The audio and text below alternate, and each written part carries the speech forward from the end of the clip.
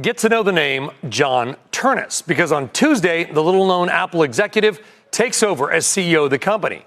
And in his final days at the top, Tim Cook appears to be clearing the deck for his successor. Mackenzie Sagalos with more on that in today's Tech Check.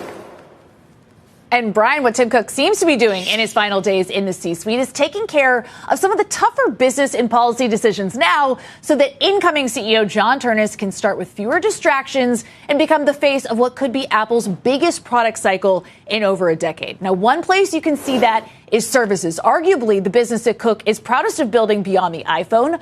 Just this morning, the company again raising the price of its Apple TV streaming service, the latest in a string of unpopular moves that Cook has been willing to own before he leaves the CEO job.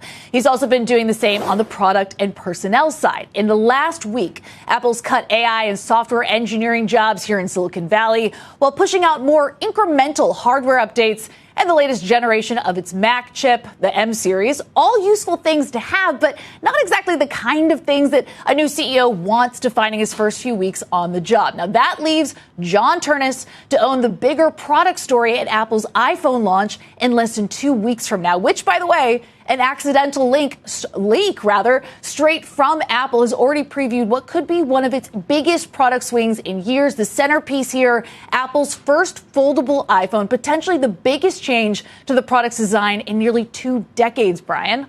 All right, so we've talked a lot today about Kevin Warsh, like the newish Fed chair and how he's different than Jerome Powell. How do we think John Ternus is going to be as the new CEO of Apple?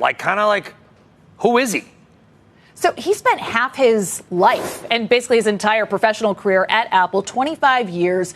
Right now, ahead of taking on the CEO job, he is in charge of the hardware division. So a lot of the devices that we're expecting to see, form factor changes that haven't happened in over 10 years at this company, John Ternus has been working on in the background.